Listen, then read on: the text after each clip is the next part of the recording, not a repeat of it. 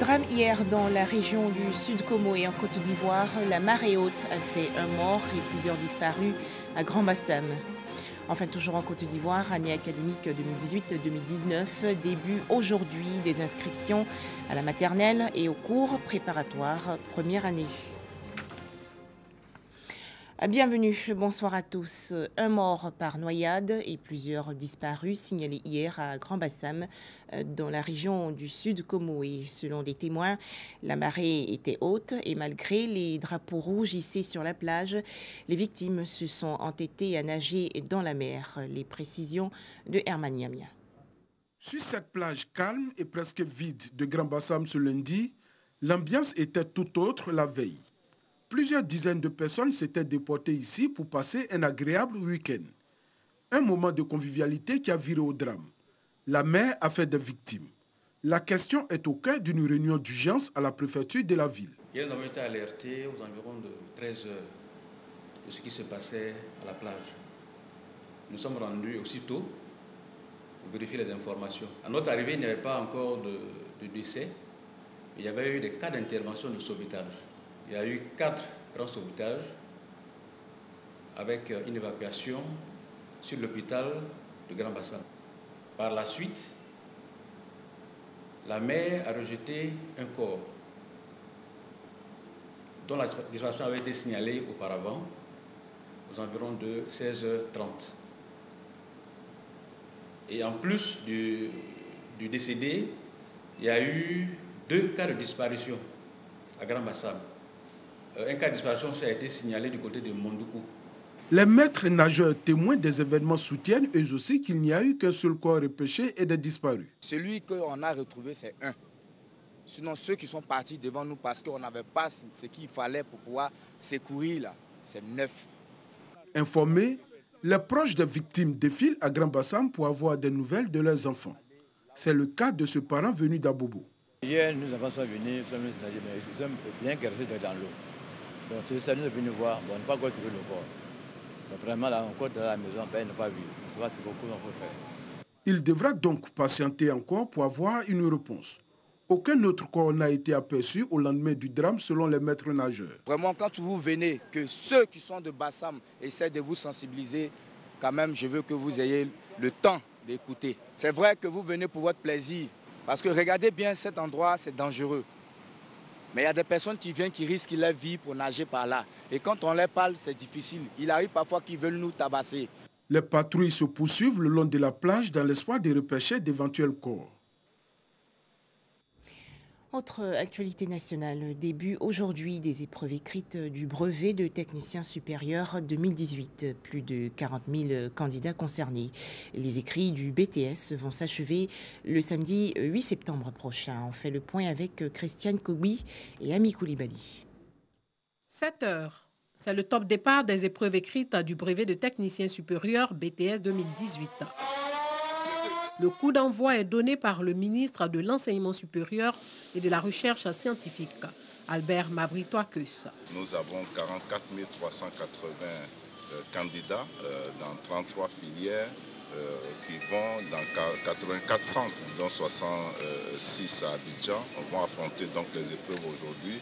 Je souhaite que tout ce qui sera fait contribue à crédibiliser davantage le BTS. Nous allons engager ce vaste chantier pour redonner au BTS toute sa place. Je leur demande de se concentrer. Je suis sûr que ceux qui ont bien travaillé pendant l'année universitaire vont donc passer cet examen sans difficulté. Je leur souhaite plein succès. Les candidats se disent prêts pour affronter les épreuves. Quand ils ont rejeté la date, ils étaient stressés, mais au fur et à mesure que ça avançait, ça allait. C'est comme si, ils venaient à un devoir. Ce matin, nous sommes en face de notre destin. Je souhaite franchement à tout un chacun d'entre nous du haut contrôle. Comme c'est la première journée, tous les étudiants sont là. Vous voyez bien qu'on a demandé aux étudiants de déposer les sacs. Donc actuellement, ça se déroule bien. Si pour certains, les épreuves peuvent débuter, ce n'est pas le cas pour d'autres. Myriam est arrivée en retard. Elle ne retrouve pas sa classe de composition ni son nom sur les listes. Non, je ne me suis pas encore vraiment renseignée. Mais ils sont en train de m'aider à retrouver. Bon, ça va. Un peu de stress, mais ça va. Après plusieurs minutes de recherche, elle peut enfin pousser un ouf de soulagement. J'ai retrouvé ma salle, ça va. J'espère avoir le BTS. Oui. Ils sont 809 candidats des filières logistique, transport et tourisme hôtellerie qui affrontent les épreuves du BTS dans cette école. Un début également aujourd'hui des inscriptions à la maternelle et aux cours préparatoires première année. Il faut préciser que tous les enfants avec ou sans extrait de naissance peuvent être inscrits dans les établissements scolaires. Mais ce processus d'inscription est-il rapide? Les parents d'élèves arrivent-ils en grand nombre? C'est un reportage de Nou Sangaré lu par Ami Koulibaly. Il est 8 heures. Pauline se rend à l'école primaire publique Cocody Danga pour inscrire sa fille de 6 ans. Je suis venue inscrire le nom de mon enfant à l'école parce que quand ils sont à la maison, ils font beaucoup de bruit, fatiguent les gens. Donc c'est pour cela qu'on les envoie à l'école ici. Il est intelligent, je suis sûr qu'il peut travailler bien à l'école. Après les formalités d'usage, elle reçoit les dernières consignes du directeur de l'école. La robe, c'est la robe carrelée. Vous pouvez en offrir 2 à votre fille. Le bleu et le violet. On ne vient pas avec les sandales. Prenez une chaussure fermée. On n'a pas dit cuir, soulier et autres. Même si c'est en plastique, il faut que ça soit fermé. Pour ce premier jour des inscriptions, ce n'est pas la grande affluence dans cette école. C'est un peu lent. C'est un peu lent. Depuis ce matin, je n'ai reçu que 3 cas. 3 élèves qui ont été accompagnés par les parents. Nous avons pu les inscrire. Pour le cas spécifique de mon école, j'avoue que les années précédentes, à l'heure ainsi, on était presque à la fin de l'inscription parce qu'il y avait de l'affluence. Mais cette année, de façon particulière, à cause du déguerpissement du quartier d'Angabele, je crois que c'est cela qui justifie quand même la lenteur au niveau des parents. Toujours dans la commune de Cocody, autre établissement scolaire, autre décor, mais cette fois à la Riviera Palmeraie. Groupe scolaire Assaoré Kwadio. Longue file d'attente dans le hall de l'établissement. Les parents d'élèves attendent d'être reçus par les responsables de l'école. J'attends que la directrice me prenne. Elle m'a dit de m'asseoir et qu'après le prochain parent, je vais rentrer. On vient de déménager à la Palmeraie ici.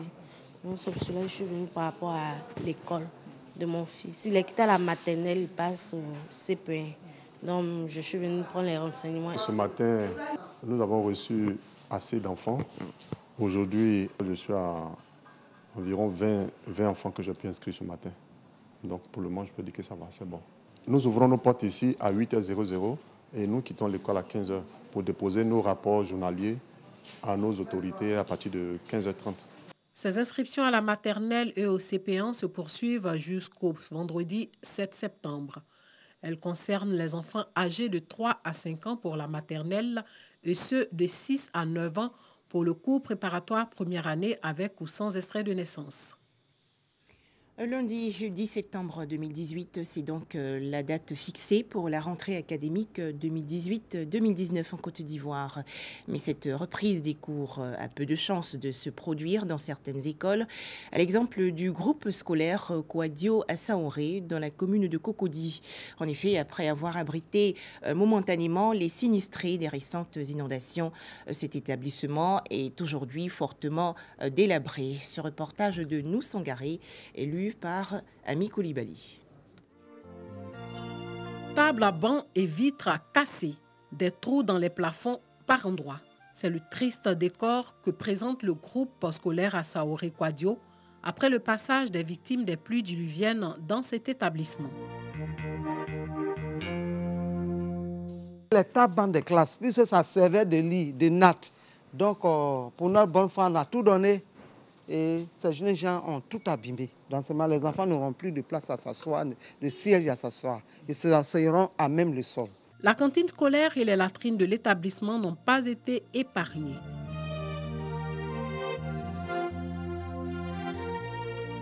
Dans les premiers moments, les sinistrés manquaient de papier hygiénique, d'eau de javel, ce qui fait que ils ont endommagé les WC. Les WC sont bouchés. Ils ont endommagé les urinoirs.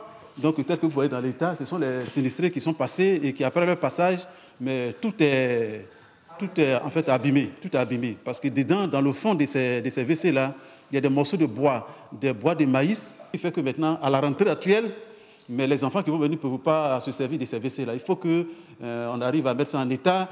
Le matériel de la cantine a été emporté. Voilà. Mais les ustensiles de cuisine ont été emportés.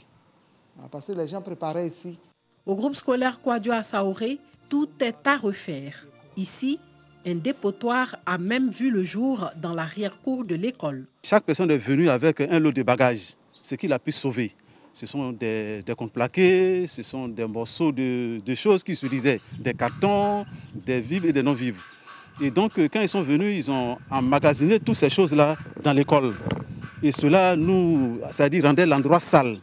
Et donc, on leur a demandé de se débarrasser de ça. Donc, certains sont venus déposer ce qu'ils ne voulaient plus utiliser ici.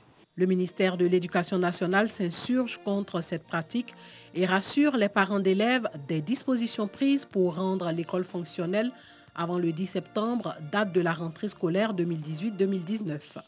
Il faut le dire, c'est le problème du civisme. C'est la raison pour laquelle le thème de notre rentrée scolaire, depuis l'année dernière, c'est civisme et engagement de tous pour une école de qualité. Il est évident que si, à l'état embryonnaire, les enfants sont déjà imbibés à l'esprit civique, ces deux actes, nous ne les poserons pas.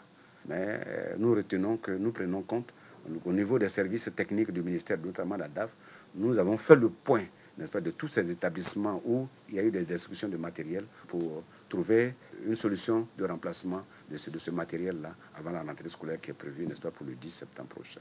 Le groupe scolaire Kouadio à Saoré avait servi de cité dortoir à 800 familles sinistrées après les pluies diluviennes de juin dernier. En bref, cette nouvelle augmentation du prix du carburant en Côte d'Ivoire, le super sans-plomb subit une hausse de 10 francs CFA. Il passe ainsi de 610 francs à 620 francs CFA. 60 milliards de dollars, soit plus de 30 000 milliards de francs CFA d'aide sans condition à l'Afrique. C'est ce que promet la Chine pour développer les pays africains. Cette annonce a été faite lors du 3e sommet Chine-Afrique, ouvert aujourd'hui à Pékin. À l'ouverture du 7e forum sur la coopération sino-africaine, le président chinois Xi Jinping s'est voulu rassurant à l'égard de ses partenaires africains. Ainsi, il s'est montré soucieux de désamorcer les critiques grandissantes visant l'aide de Pékin aux pays en développement. Pour promouvoir la mise en œuvre harmonieuse des 8 grandes actions, la Chine est prête à fournir 60 milliards de dollars supplémentaires pour soutenir l'Afrique, par le biais de l'aide gouvernementale, de l'investissement, du financement des institutions financières et des entreprises. La Chine sera toujours un bon ami, un bon partenaire, un bon frère pour l'Afrique. Personne ne pourra détruire la merveilleuse unité entre les peuples chinois et africains. Les 60 milliards de dollars de financement supplémentaire promis comportent des lignes de crédit de 20 milliards de dollars. 2 fonds, dont l'un consacré au financement des importations de biens africains, seront également établis. Montant total, 15 milliards de dollars. Ce soutien du géant asiatique comprend aussi 15 milliards de dollars d'aides gratuites et de prêts sans intérêt.